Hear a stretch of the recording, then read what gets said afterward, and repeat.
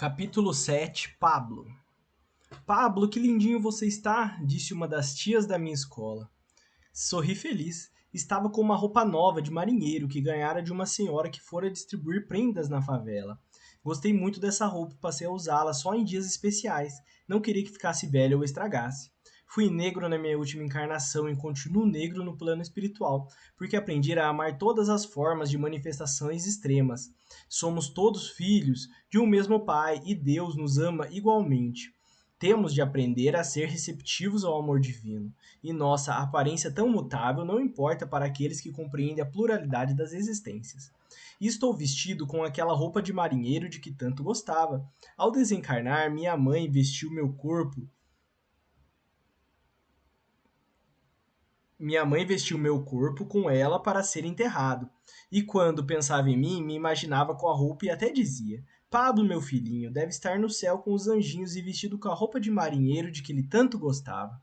E para me agradar, uma Matilda do Candário, onde estava abrigada, plasmou para mim, e bem novinha a vestia contente, e como não precisava mais trocá-la, fiquei com ela. Recordo muito bem a minha última vivência no corpo físico. Meus pais, favelados, viviam brigando e com muitos problemas. Morávamos numa imensa favela de uma cidade grande. Meu papai trabalhava muito, ganhava pouco e bebia nos fins de semana. E às vezes, à noite embriagado, brigava muito com minha mãe, que era honesta, mas geniosa e trabalhava como empregada doméstica. Sua vida não foi fácil. É boa mãe para mim e para meus outros três irmãos. Dois meninos mais velhos que eu e uma menina, a caçula. Só eu tive problemas, fui um deficiente mental considerado de grau leve. Andei aos 4 anos e falava errado. Aprender me era difícil. Consegui assimilar algo após muito esforço e paciência de quem me ensinava. E só tinham essa paciência as tias da minha escola. Mamãe me levava a uma escola especial, deixava-me cedinho antes de ir para o trabalho e me buscava ao escurecer. Gostava de lá, tive assistência médica, odontológica, alimentava-me bem. A comida era gostosa e variada, e aprendi muito, pelo menos o essencial para um garoto com as minhas dificuldades. Mamãe não conseguia evitar que me chamassem de Pablo. Era como conseguia falar meu nome, o bobo. Era feliz. Pablo, né? Era feliz, sentia-me bem, embora com todas as minhas dificuldades e deficiências. Não sei por que ele é tão alegre, exclamava às vezes minha mãe. Talvez porque ele não entenda bem o que lhe acontece, ou o que se passa à sua volta. Parece que seu pai tem razão, é um bobo feliz. Vivia sorrindo e não reclamava, nem quando em casa não havia o que comer e meu estômago roncava de fome. Para mim tudo estava bem, mesmo doente, não me queixava nem perdia a vontade de sorrir. Penso que por ter sofrido muito anteriormente, aquela vida que muitos julgavam sacrificada não era para mim. Meu espírito sentia que possuía mais do que merecia e era grato pelo pouco que tinha. Porque aquele que dá valor ao pouco que tem não perde tempo em sofrer, pelo que julga merecer possuir. Menino feliz, chamavam-me as tias da escola. E minha vida transcorria normalmente, ia da escola para casa, não dava trabalho e até tentava ajudar minha mãe lavando louça ou arrumando a casa. Um dia escutei mamãe falando com sua mãe, minha avó. Não entendi, mas a compreensão veio anos depois, quando já estava desencarnado. Mamãe, quando Pablo nasceu, quase o doei. Não o amei como os outros. Sérgio, meu pai, ralhou comigo. Dar um filho? Nunca. Eles não são cachorros. Ele me deu muito trabalho, demorou a andar, sair das fraldas. Hoje é tão dócil, tão meigo, eu amo e muito. Filha, talvez sua rejeição foi porque ele nasceu doente da cabeça, mas Pablo é lindo, também o amo, é tão carinhoso e atencioso comigo. Fiquei muito feliz ao ouvir e agora ao recordar. O fato é que me reconciliei com eles, com essa família do desafeto, de desafeto a amigo. Maravilha. Estava com quase 12 anos. Na sexta-feira, caí na escola e machuquei meu pé esquerdo. As tias o enfaixaram. Estava dolorido e andava com dificuldade, mancando. Brincava muito com os garotos dos barracos vizinhos, quase sempre com os menores e mais novos que eu. Gostava deles e eles de mim. Não me maltratavam, costumavam me explicar as brincadeiras e não se importavam se eu fizesse algo de errado, era o bobinho. Gostava muito de fazer estradinha para os nossos carrinhos ou caminhões, que às vezes eram pedras ou caixas, mas na nossa imaginação era de verdade. Estávamos brincando naquela manhã de domingo quando, em frente ao nosso barraco, quando numa briga de traficantes, houve troca de tiros. Todas as crianças correram e eu fiquei para trás, não consegui correr por causa do meu pé machucado. Corre, Pablo, corre! Escutei meu irmão gritar. Tentei, mas não deu. Senti um ardume no peito. Coloquei a mão e senti o sangue correr. Senti doer e minha vista embaralhar. Caí. Fui atingido por uma bala perdida e desencarnei. A dor diminuiu, quis fugir. Levantei rápido e me assustei. Me vi caído, com o peito ferido e sangrando muito. Calma, Pablo, venha comigo. O senhor abraçou-me. Sua voz era tão suave que não tive medo e dormi. Foi um socorrista que me auxiliou, me adormeceu e terminou o processo do meu desligamento, porque meu espírito saiu rápido do corpo atingido. Depois me levou para um posto de socorro. Continuei adormecido e fui transportado para a colônia do plano espiritual da cidade em que morava. Acordei e lembrei-me de tudo, procurei meu ferimento sem sinal. Esperei paciente que viesse alguém perto de mim. Havia aprendido a ser paciente. Por nada perdi a calma nem exigia nada para mim. Olá, Pablo, já acordou? Está bem? Não queria perturbar, indagando. Aquela senhora deveria trabalhar ali. Talvez estivesse muito ocupada, sorri em resposta. Lembra que foi ferido? Indagou-me. Você logo irá entender o que se passou. Estava brincando quando foi atingido por uma bala perdida.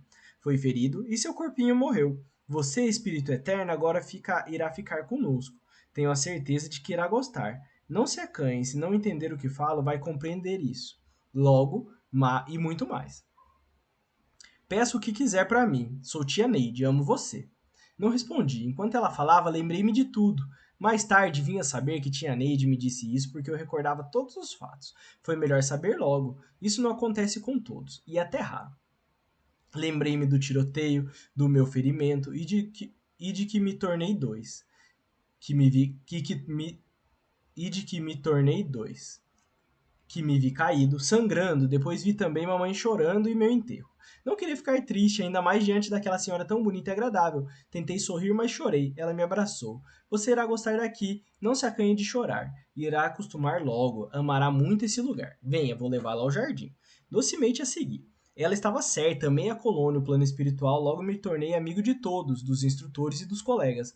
Aprendi muito e me tornei útil, como sempre quis. Aprendi a ler, escrever e fazer contas de matemática, algo que sempre quis também. Que sonhava muitas vezes em fazer e que não conseguia. Do hospital fui para o educandário e sou muito feliz e grato, profundamente grato. Não tenho lembrança nenhuma de minhas encarnações anteriores, mas meu instrutor que nos dá as aulas de verdades morais me ajudou nesse sentido.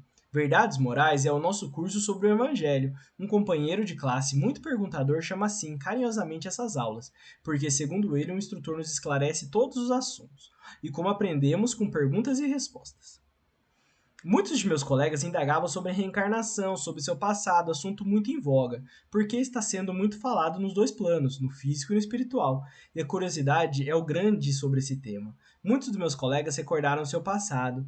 Todos da classe tiveram problemas mentais na última encarnação. Normalmente são agrupados nas classes pessoas com os mesmos problemas para facilitar o aprendizado.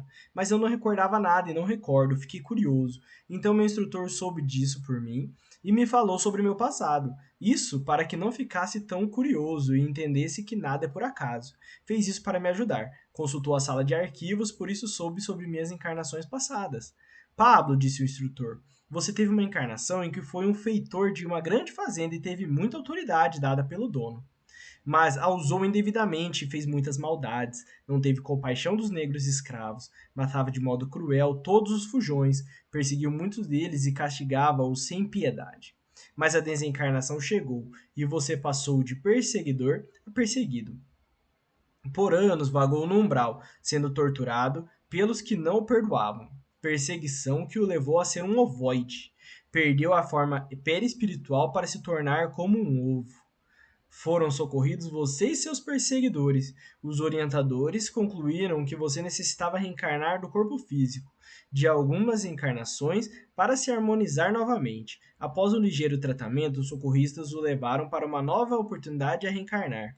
Nasceu numa família muito pobre, deficiente mental e físico. Viveu como um vegetal por 5 anos. Desencarnou e os socorristas levaram. Logo após o intervalo, para que continuasse sua recuperação no outro corpo, você havia melhorado, mas necessitava continuar sua recuperação. Reencarnou entre aqueles que não o perdoaram e os perseguiram no umbral. Novamente foi portador de deficiência grave, teve uma existência difícil por 3 anos, quando desencarnou por uma doença epidêmica. Foi bom a você, esses ex-inimigos se tornaram amigos, conseguiu que essa família de ex-escrava o perdoasse. Após um período, continuou a me esclarecer o instrutor. em que fez um bom tratamento desencarnado, voltou como Pablo, novamente entre os desafetos do passado que aprenderam a amá-lo, e você a eles. E agora está equilibrado e novamente apto a ter um corpo normal na próxima reencarnação. Meu instrutor deu por terminada a narrativa.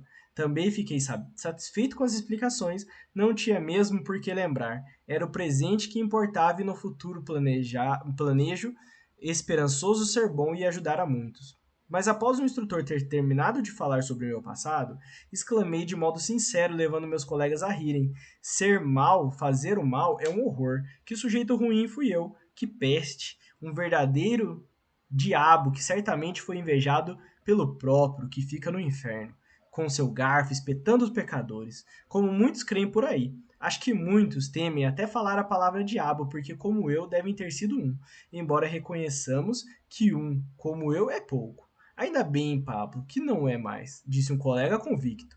Meu instrutor elucidou-nos. O inferno, como muitos imaginam, não existe. O diabo, quem pode dizer que não foi um?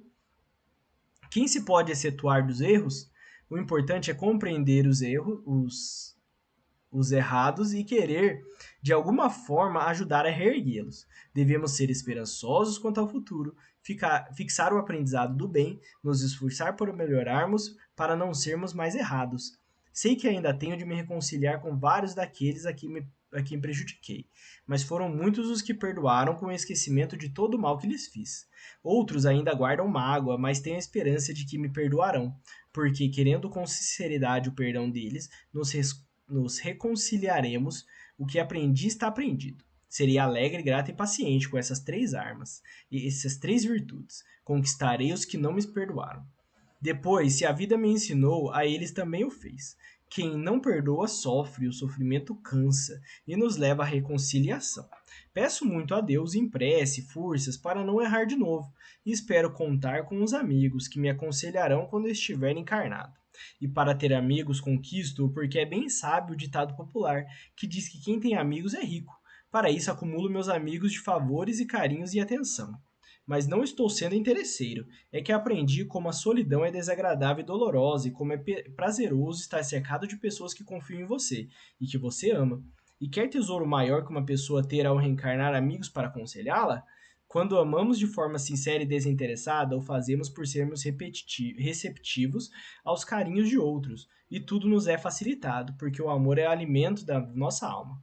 A todos aqueles que amam, meu respeito, e por favor não sejam tímidos, deem exemplo aos que, como eu, tentam aprender a servir um dia a serem bons. Que Jesus esteja convosco. Agradecido, Pablo.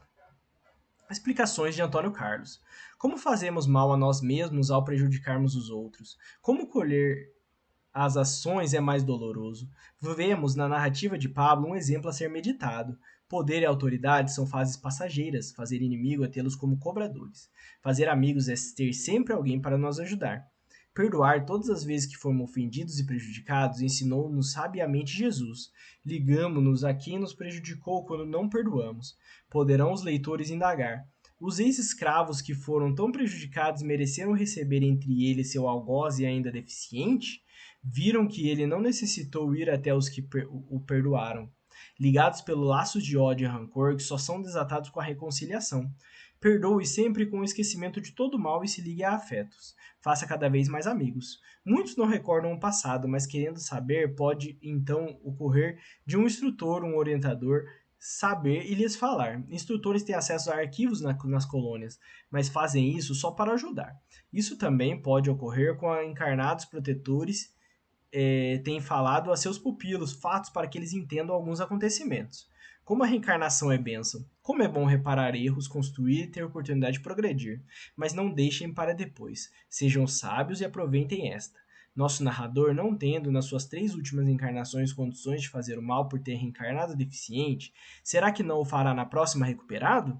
Realmente, ele não fez o mal nem o bem por ter tido deficiência, mas foi muito doloroso para ele esse período. A dor tentou ensiná-lo, resta saber se ele de fato aprendeu ou voltará a repetir por não ter realmente assimilado a lição. Mas, conversando muito com Pablo, creio que está realmente apto a caminhar rumo ao progresso. Pablo, ao fazer muitas maldades, encarnou e tornou-se perseguido com fúria e ódio.